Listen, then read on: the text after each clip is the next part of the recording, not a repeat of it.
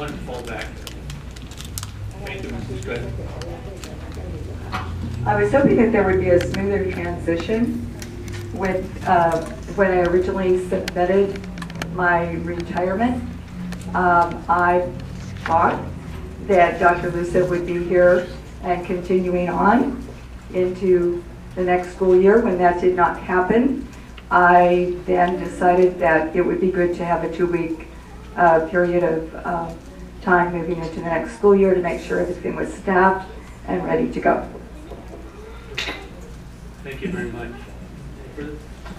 Yeah, I would just like to say, I mean, in all due respect to Mrs. Willingham, I think that all administrators who retired or resigned should have the same exit date, and I just think that if we change that, then we would be open for all administrators to do the same, including Dr. Lusa and all of the other people that are on the list. So I would hope that that we would be able to keep the date for all of the administrators at June 30th. So I don't know if that should be a motion, or if we approve all of them or a separate vote. I'm not sure. Other comments that other board members might have. I'd like to say one thing. You go, Pat. Yes, ma'am. It would be nice if people assumed good intentions. I do believe that administrators, when they decide to retire or resign, they do have different dates. I could be mistaken about that, but I think that we probably have administrators that have resigned in August, or have resigned in December, or have resigned in October. But it is totally up to the board. Thank you very much for your response. Okay, well, I'm gonna, I still feel the same way. I'm gonna make a motion without, we can do a separate vote on that one if people would like. But I'd like to make a motion for number 3, everyone except for Mrs. Willingham, so that way other people have a different opinion than myself, to make a motion to accept all of the resignations dates except for Mrs. Willingham to begin with. That's my motion. I get public comment. All those in second? You have a motion there. Do we have a second? Okay. Did I get a second? No, you need a second. That's what I said. I was asking. I'll second the motion. Okay, so. Not at this point. We're in the middle of voting. Okay, so I would like to. You have a second. So now we need to vote. Okay. All those in favor? Aye. All those nays? No. That's 3-1, 1 absent. Okay, so the second motion then would be to have the Mrs. Willingham's date to be the same as the other administrators that are resigning, to June 30th as originally that was given to the board. So that's my motion. Okay, I'll restate it then. Okay, we've approved all the others except for Mrs. Willingham. So my request is, in all due respect again, is that we accept Mrs. Willingham's original date of June 30th as her resignation date, and yeah, that's my motion. I just need a second. A motion on the floor. Do we have a second? Okay, so second. All those in favor? Who's second? For the record.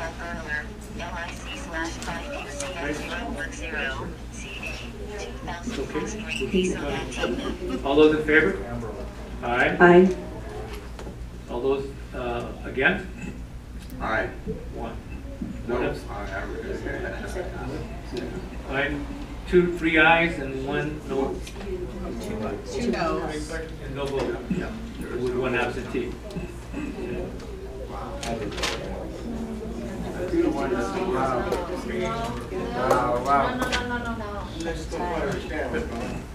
Okay, I'll restate it if you like. I'll restate it if you'd like. Originally, we received a resignation from Mrs. Willingham that was dated as June 30th, and then it was changed to July 15th. So I feel that all administrators should have that same date as it was originally put through, which was the June 30th. And so that we have a smooth transition to the new superintendent and the new personnel director. Therefore, I believe that it should be June 30th. So that was my motion, and Roberto, Mr. Garcia seconded it. So now you don't need to vote. That's three, I heard 3 ayes. No, I think No. You need to people raise your should hands. resign when they feel like it, myself. Okay, your vote, please. Jeff? I have to vote nay on that. Okay. So she gets the 15th. She gets the 15th. So what that is that means that Mrs. Willingham gets July 15th as her resignation. Okay, so clear. Next item. That was, and we're now at administration text action item. Number 1 is called the superintendent search process and timeline. The motion failed. The motion failed. Motion failed. Didn't get the right tone. I mean the right vote. Okay, I'm sorry. So I guess it still has to be another vote. Okay, so may I, sir? Yes, ma'am. Okay, so I make a motion then to make, for the 15th, right, make a motion that we accept Mrs. Willingham's change in her resignation to July 15th. I'll second, sure. Okay. All those in favor? Aye. Aye. I mean, I heard a 9, but nay. Okay. Now the action items called. Please identify yourself, please, and let us know who you are. Sure, that'd be great. With honor, I'd like to bring forward Dr. Cruz, and Dr. Cruz has the floor right now. And we're going to item number 1 under administration, which is the superintendent search. Yes, sir. We're talking about the selection process tonight, and then we're also going to talk about the proposed timelines. Before we get each board member, as well as designated staff, have received the planning notebook, and you all have that in front of you. So if you would please just go ahead and open that at the very first page. There's a couple of things that I really need to emphasize to the board and to the community in regards to this process, is that this process is confidential. And each of the board members has signed a written statement that I have provided, indicating that they will honor those portions of the search that are confidential. Obviously, when I am here present discussing items with the board, that is not confidential information. That is public information. And my discussion tonight in regards to the planning process will be public information. The notebooks that the Board of Education has in front of it are properties of Education Leadership Services, and they are used basically to assist the board in the selection process and to serve as a guideline for the board during the selection process. These notebooks are not to be reproduced for any member of the public. They are proprietary. In other words, they belong to ELS and are being used by the board just during the selection process. When the selection process is completed, you will all return your notebooks and all of the contents to Education Leadership Services. So having said that, let's go ahead and let's talk about the selection process. If you'll go to that first section which says the search logistics, there's a brief agenda there, so let me just review what we're going to talk about tonight. And it's called the planning meeting agenda. We're going to, as I mentioned, we're going to talk about the search process. We're going to talk about how the community is engaged. We're going to talk about how the leadership profile is developed. We're going to talk about how we advertise the position. We're going to talk about how interview questions are developed. We're going to talk about the screening procedures and how that is reported to the board. We're going to talk about the interview procedures and the dates. And then we're going to talk about, not publicly, but we're going to talk about how we go about generating a new contract and a salary proposal for the new superintendent. Okay? Let us go ahead to the superintendent's timeline. It's there. I'm going to save that for last. I want to go through the content in the notebook first and then come back to that timeline. So go to the second section that says community engagement. And I really want to publicly commend Lydia, because she has been a joy to work with. She really uses an angle. She really gets after it. And she really does. I've never seen the superintendent secretary work with such dedication, and I mean, she really does get after it. And last week we talked, and she said, you know, Dr. Cruz, if there's any way I can start uploading a lot of these documents, please send them to me now so that we can do it. So Lydia's going to really help move this process along. Let's talk about the community input process, because that's obviously very important to you, it's very important to your school community, and it's very important to me.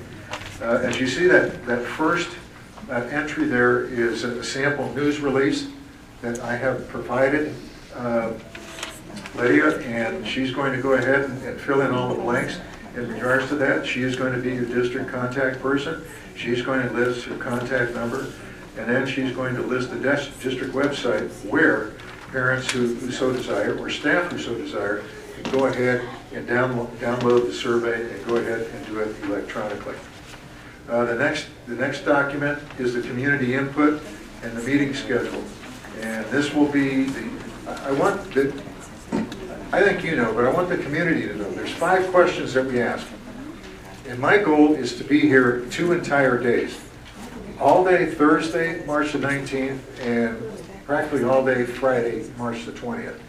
And it's my goal to try and meet with as many groups as possible. Now, I recognize that there's probably more people that want to talk to me than we have time, and I understand that. So if community groups would kind of designate a representative so that they can go ahead and make an appointment, and then, you know, those 1 or 2 people can go ahead and speak for your entire group, it will surely make this process a lot easier. But parents have the opportunity, community people have the opportunity, staff have the opportunity to call in and request individual appointments to meet with me. Those appointments are 15 minutes in duration for parents, community, and staff, and half an hour for board members. And you'll be surprised how quickly that survey can go, and we will give it to anyone. If you cannot come in for an interview, or if you don't want to come in for an interview, but you'd still like to fill out the survey, hard copies of the survey will be made available to parents and community people, either here at the district office, or there'll be hard copies at each of the sites in both Spanish and in English. And so I am requesting that if for some reason you cannot come in for a personal interview, please don't feel that you've been left out of the process. There'll be copies, hard copies of the surveys that parents can pick up at their respective sites or here at the district office, and they will be in Spanish and they will be in English.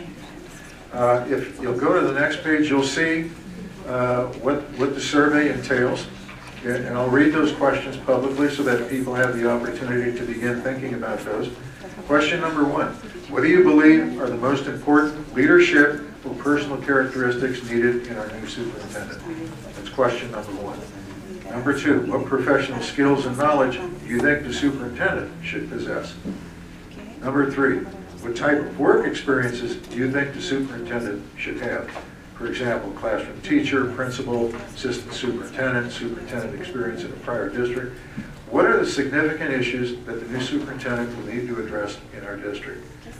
And then the last question is, what are the great strengths of our students, our schools, our personnel, and our school district? And I know they're there. Every school district has outstanding things that they do. And every candidate that applies is going to want to know that. And so this is the opportunity for parents, community people, and staff to to share with me what they think are some of the particular strengths that the Salinas City Elementary School District possesses. As you can see, the next page is a sample of the survey in Spanish. The next two pages really don't apply to you, they apply more to Lydia. These are form letters that she can send to your association presidents requesting that they set up an interview schedule, but I've suggested to Lydia that she just go ahead and either send an email or just make a personal call, and we'll surely make that much faster. We don't need to get too formal. We want to be as transparent, as open as possible. Okay, the next section is the marketing and recruitment section. And if you'll go to that first page, you'll see that there's a handout there from the Association of California School Administrators. We're going to publicize this in the Association of California School Administrators, AdCal, and also the CALSA website, which is the California Association of Latino School Administrators. And we will be publishing that also on their website for probably close to 3 weeks. There, if you'll go to that third page, you'll see a big square rectangle that says Salinas City Elementary School District K-8, and you'll see the closing date, the contact people. That is what's published in the Association of California School Administrators. That's what the Salinas City Elementary School District, that's what your advertisement will look like, along with something that's very similar to a classified ad, which will be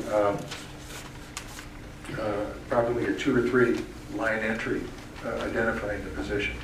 Some of the other items in there are bigger forms of that block advertisement, and you know, those are an additional expense to the district, and I don't suggest that you do that. You really don't need to.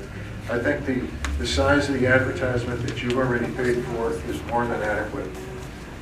If you'll continue in that same section, there's you know, if the district should decide to advertise nationally, the option is there through AASA or Education Week. Those are very, very expensive, and I really, at this point in time, don't suggest that you do that. I think Salinas Elementary is going to get a plethora of really outstanding candidates, and you're going to get them mostly from probably Northern California and Central California. So at this point in time, I don't really see a need to do that. If for some reason we don't get the pool of candidates that we want, then that may be something I will want to revisit with the board. But I think at this time, I think it's more than adequate to go ahead and advertise in EdCal and in CALSA. Okay, the last section is, it's just a sample interview schedule for you. And one is for 6 candidates, and I'm not sure if you have one for 8 candidates. That's basically what we look like when we structure the first day of interviews. We're going to try and present you, when we're done screening our candidates, with anywhere from 6 to 8 candidates for you to at least begin looking at and considering for an initial interview. And we will interview all those, as I suggested, on one day. At the end of that one day, we will probably, hopefully, try to hone that list down to 2 or 3 candidates that will come back the second day for an interview. The first day of interviews is scripted questions that we will begin developing at your next board meeting. And that will be scripted questions that are going to be uniform for every candidate. They'll be asked the same question. You have an opportunity, and will, as we enter into this process, to either add or delete, or even enter your own questions as you so desire. Day 2 is a little more informal. You have the opportunity as a board to develop what the questions are going to be. And those could be based on either questions that were not addressed during the initial interview, or maybe some issues that candidates presented that you would like some more information on, or just areas of interest that you feel need to be addressed that weren't addressed in day 1. And that's a little more informal, that's a little more in-depth, and it allows you to really find out what the candidates have to say on particular issues of importance to you. There's a whole section that's goldenrod. It says interview questions will be distributed to each board member under separate cover. And we'll do that at our next meeting. And then there's a whole section on the legality of interview questions as developed by the Department of Fair Employment and Housing. And we're not going to talk about that tonight. We don't need to. We will talk about that at some point in time, because as we approach our interviews, I will take some time and review that in regards to the do's and don'ts of interviewing, because we want to make sure that whatever we do according to the Department of Fair Employment and Housing guidelines. And we want to be able to ask questions, but we want to be able to ask questions that meet the legal litmus test. So that's basically the contents of the notebook. The last section, which says candidates, is for basically for you to enter any information, that any notes that you've taken in regards to the candidates. And there's also some letters in there that are really more of a template.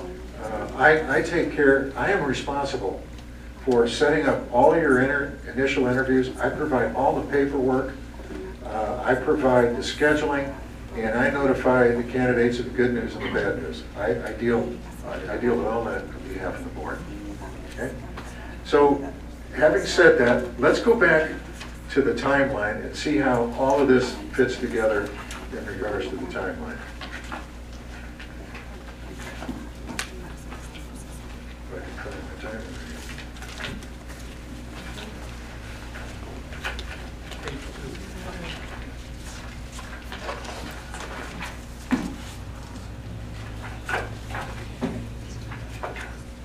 Okay. March the 9th, tonight's our planning meeting, all right? That's the first bullet that we have addressed. And as you can see there, I've listed the dates that we plan on advertising this position, in EdCal and in CALSA, April 6th, 13th, and 27th. I would like to propose coming back on March 19th and 20th, that's a Thursday and Friday, and doing the community interviews, the staff interviews, the board interviews. And Lydia and I have talked about that. And she'll be ready to do this as soon as you approve this timeline. And so I am set, I plan to be here all day, all evening, Thursday night, to make sure that I have the opportunity to talk to as many people or community groups as possible. And so Thursday is going to be a very long day. And then Friday, I hope to leave by the time our office closes here, which is around 5 o'clock. And at that point in time, I will leave with a bunch of written interviews that I've conducted. I'm also going to leave with the online surveys that Lydia has provided me, as well as any written surveys that parents and staff have submitted to their respective school sites. So I plan on leaving here with that whole batch of information so that I can start putting the leadership profile. Now, one of the things that I know that as a board you want to move forward aggressively, and I know that. But if you look at the timeline, this is the most important decision you are ever going to make, without a doubt. I know that, and so we want to move forward aggressively. But then again, there's parts of this process that just take time, and there's no getting around that. So I just want to make sure that you understand that. We have. I'm going to do the community surveys for the 2 days, and then we have Easter vacation in between that. And so, that kind of adds a week to the process. But I plan to come back on the 13th of April, and at that point in time, I will have compiled all of that information in regards to the leadership profile. And you will have it in your possession for at least a week, so that you're able to look at that leadership profile. So that when I return on the 13th, that's going to be an open session item. I will present, you will have it, I will present it to you publicly, and this will be a chance for you, parents, community people, to say what they need to say in regards to that leadership profile, to provide any input that they may have in regards to that leadership profile. But at the end of the evening, we will want a leadership profile that's approved, because that's what kicks off our advertisement. That's the job brochure. That's what the candidates are going to look at. So that may take some time, but it's time that we're going to need to spend, because at the end of that April 13th board meeting, we want to make sure that that leadership profile reflects what you and your district want. All right, so we'll do that in open session. Also on the 13th, I'm going to attend your closed session, and we're going to begin working on the interview questions. I'm going to give you a pool of about 130 questions that you will consider in terms of asking. and I'm going to give you some rating sheets, and I'll explain that at our next board meeting. But you'll take that home. You're going to have some time to look at those and try to identify individually 20 questions that you want to ask in that initial interview. And once you have finished making your calculations, you're going to submit that to Lydia. She's going to compile all that. She's going to send it to me. And then what we're going to do is we're going to delete questions that people do not want to ask. And then we're going to list the questions that got a vote. Even if they only got one vote, we're going to list all those. We'll go through another iteration of that so that, you know, as a board, you agree to the 20 questions that you're going to ask. Okay? And we'll do, that will take place, that will begin during our next executive session. This job will close on Friday, May the 8th. All right? That gives us plenty of time to advertise, to recruit, to ask questions, for people to come and visit the district, to talk to whoever they need to do.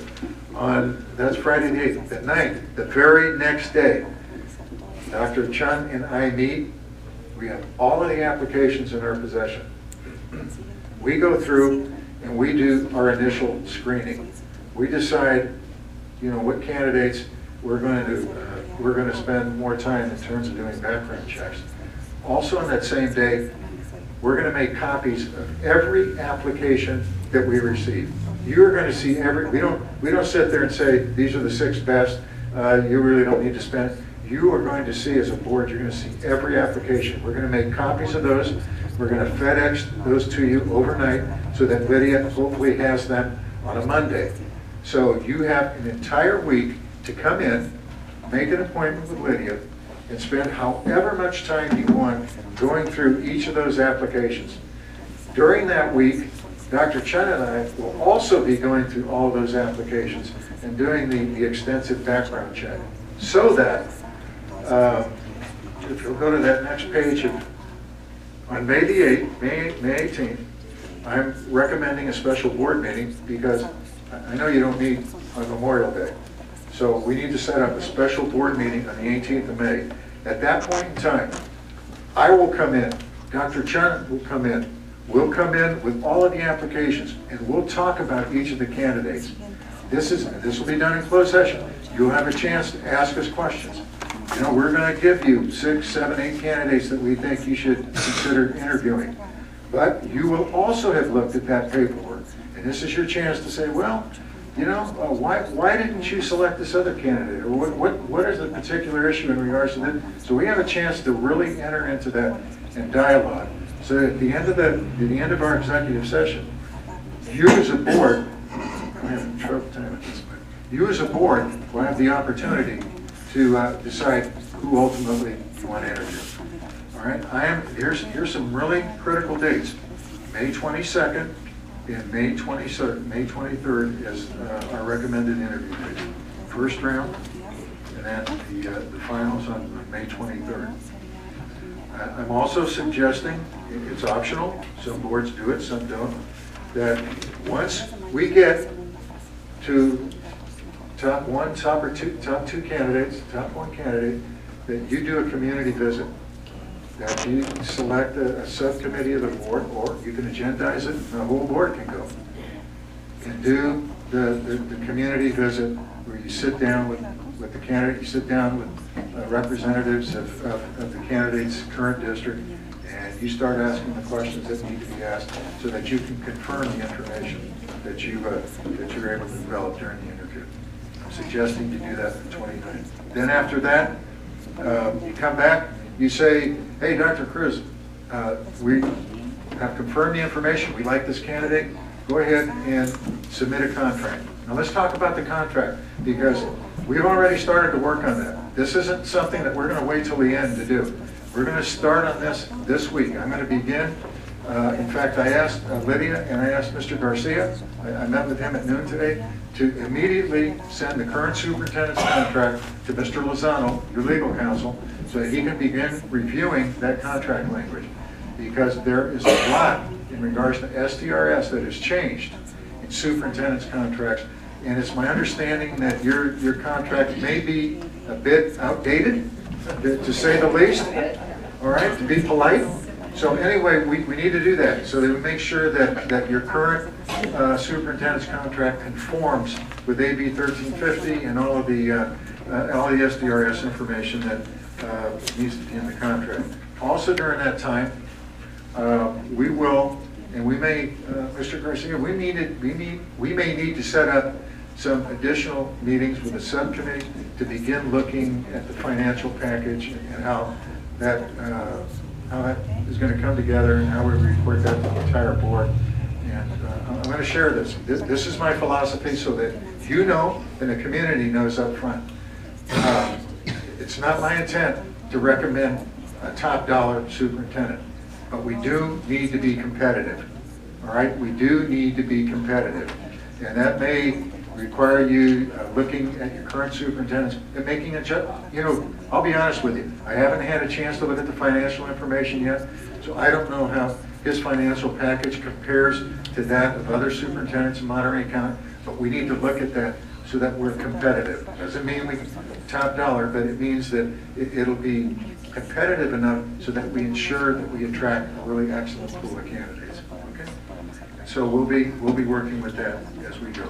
And then, you know, hopefully the negotiations work out and the superintendent signs on a dotted line, and at that point in time, the board decides to set up some kind of way to formally present the new superintendent to the staff and the community and parents. So that's kind of the timeline.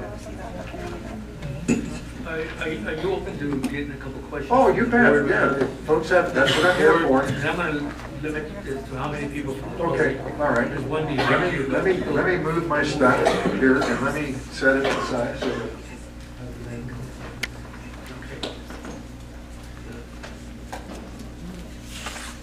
that Dr. Cruz is going to be answering some questions from the public, but you may have questions right now.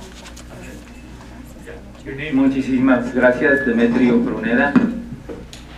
Soy miembro de esta comunidad por muchos años y también fui maestro en este distrito. Este proceso me preocupa mucho porque es un proceso que aparentemente no incluye muchos de los elementos que deben de ser incluidos. Good evening, my name is Demetrio Pruneda. I'm a member of this community and was a teacher of this district, retired. I'm concerned about this process because I feel it doesn't contain the right elements. Yo pienso que excluye mucho, muy en particular voy a enfocarme en lo que dijo el señor Cruz o el doctor Cruz del proceso de involucrar a la comunidad. I believe that it does not, it excludes somehow the involvement of the community. No, not only the community, a lot of other people. Pero me voy a enfocar únicamente en la comunidad.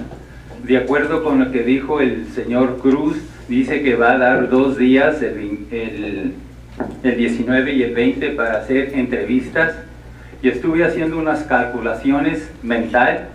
Si cada entrevista es de 20 minutos, I'm going to focus on the process of interviewing the different stakeholders from the community, where he stated, Dr. Cruz stated he will be here March 19th and 20th. And I started making mental calculations based on that. Según mis calculaciones, si están correctas, 20 minutos, en cada hora van a ser 3 entrevistas. Based on my mental calculations, if he spends 20 minutes on each interview, that will only be 3 interviewees per hour. Y luego multipliqué 3 por 8, que son 24. En un día va a entrevistar 24 personas de nuestra comunidad.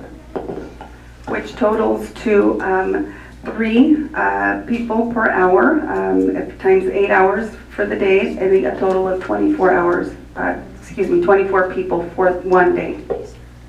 Y si vamos a multiplicar por 2 días, eso quiere dar a entender que las entrevistas con nuestra comunidad va a ser únicamente con 48 personas. Si Si eso es real, entonces no, estamos excluyendo mucho de los miembros de nuestra comunidad. Based on this two-day timeline, it sounds like he will only allow for about 48 people to be interviewed during that process. And to me, this it excludes a lot of our community and stakeholders. Thank you. Y esto no es incluir la comunidad. Necesitamos más tiempo para que la comunidad tenga su voz. Yeah. And this does not seem like including the community. We need more time so that people's voices can be heard. Thank you very much, and we'll be talking about that also when you present. Dr. Cruz? Yes. I initially started out with maybe the board having questions, just brief questions, and then see if we have any public. If you'd like to address this Sure. presentation, go ahead, summary. Personally, I think 2 days is a lot between day one. I'm willing to stay here as late as I need to. My whole objective is to talk to as many people or groups as possible. If I'm here spending 1 or 2 hours with one group, it doesn't allow me the opportunity to talk to other people. I could very conceivably come and spend a week and probably still not provide enough time for people to come and personally talk to me. That's why we have set up online interviews.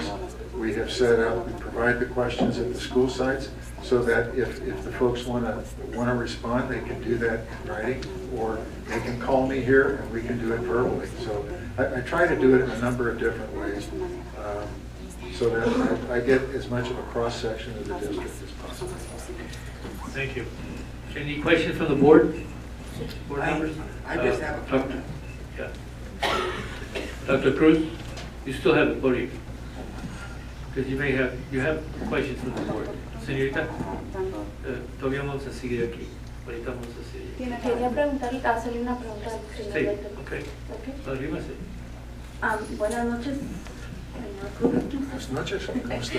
Bien, gracias. Mi preocupación como padre, si va a dar las encuestas, los formularios en papel y eso lo va a tomar en cuenta, porque veo que tiene poco tiempo para hacer todo eso. ¿Tienes personal suficiente para ver todas las evaluaciones de 13 escuelas y mi escuela cuenta por 900 alumnos?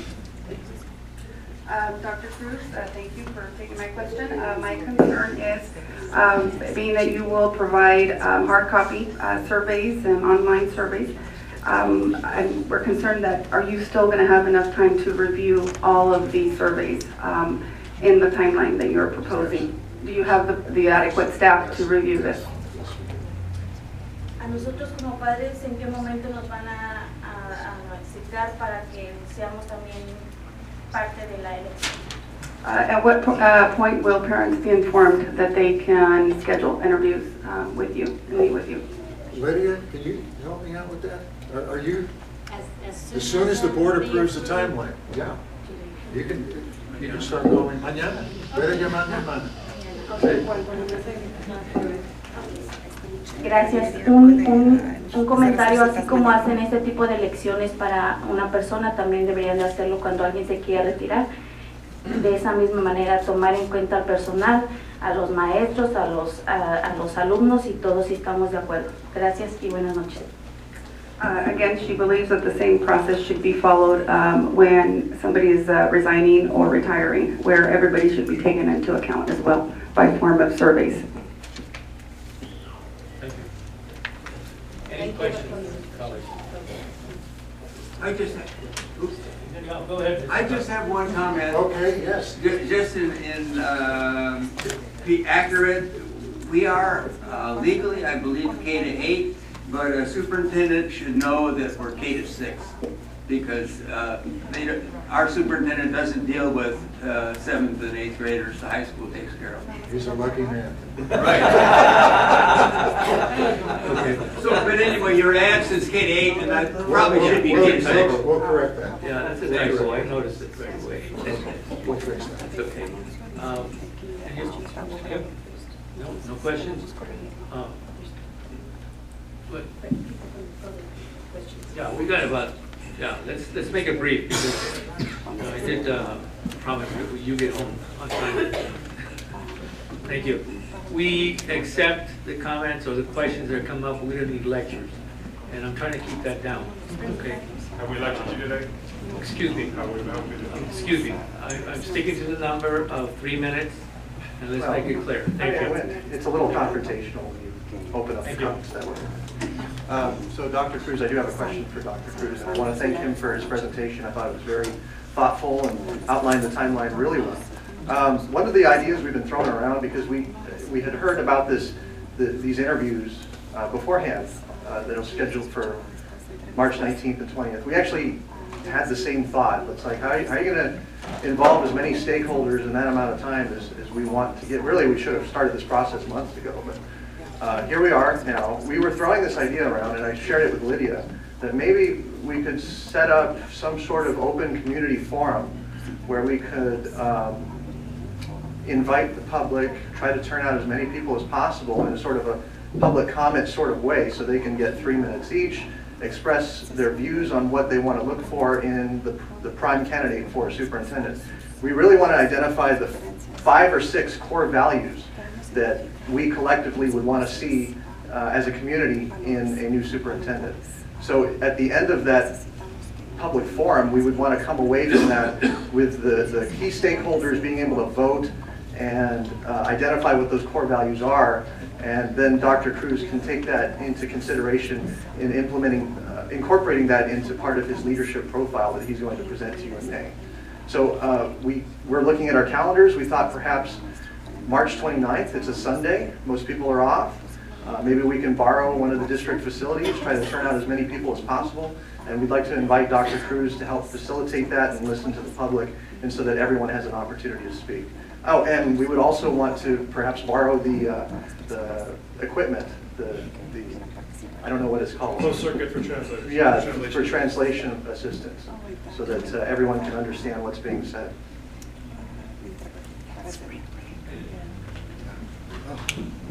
Thank you for the suggestion. Next, please. Oh, Yes, ma'am.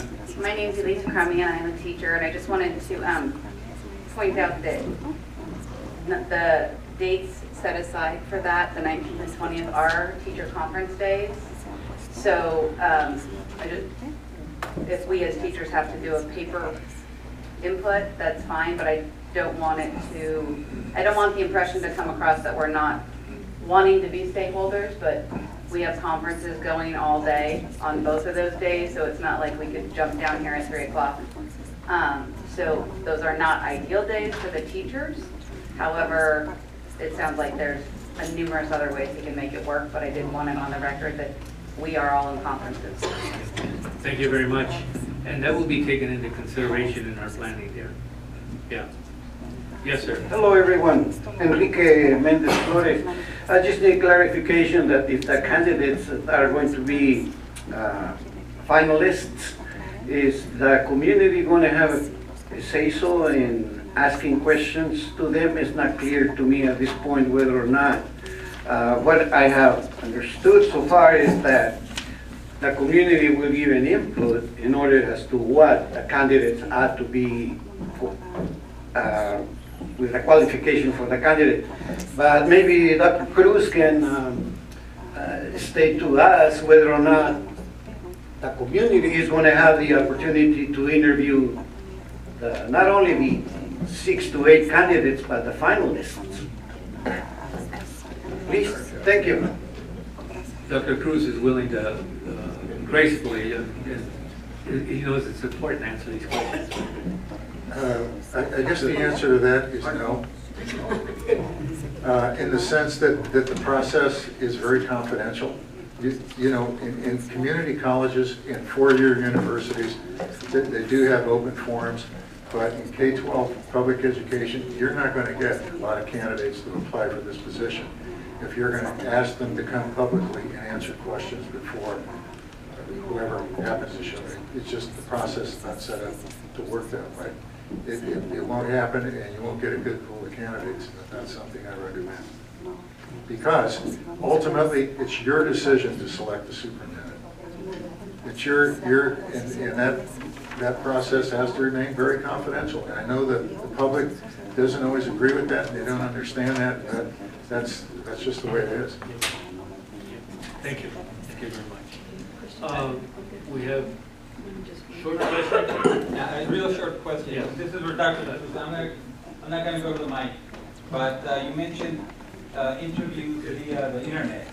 I'm wondering if you are aware that a lot of people in this community do not have even computers. I understand. So how can you validate such an interview? They can, as I mentioned, they can go to their site, they can come here, and they can pick up a paper copy of the interview. I have provided them in both Spanish and English for them, so that they can go ahead and complete it and then submit it. And I recognize some families do not have computers, and that's why we try to do it in a way that's kind of user-friendly. They can either do it in writing, they can do it on a computer, they can... Thank you very much. We're going to go to the next item. And questions from the board. Back again. And then we're going to be, we've got 3 minutes. I need you to give the timelines a blessing. Before we do, I have a couple questions. One, one of the teachers said, I really do believe we can't expect teachers to come if it's conference week. So I would respectfully ask if we could extend it for the weekend as well and have 4 days or 3 days, Saturday, because the other thing is we've got a lot of people that would like to speak with you. Some of them work, so that only gives them the evening. So if this was a Thursday, Friday, is that correct? So Thursday, Friday, if you could also give us Saturday, that way Saturday people who are working can come, teachers who have conferences can come, and then I just think that we need to add a day to this because there's just too many people that would like to spend time with you, and maybe we could make it 20 minutes instead of 15, however you think is best. But the other question is what's the largest number of people that you would meet with at one time? I mean, how many people can actually meet with you at one time? 10? Or? Yeah, up to 10 people. Up to 10 people, okay. I don't need all 50 members right. of a certain group. They want to send in their officers, 3, 4, 5 people. I can accommodate. Okay, so you would meet up to that. Okay. So would you be willing to do that? Would you be willing to give us Saturday as well?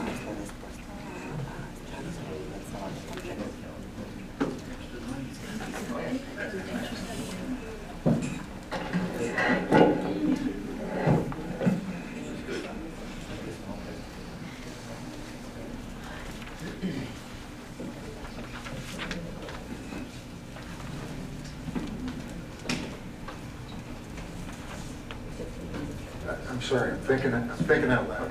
Okay, that's fine. As you get older, it gets tougher.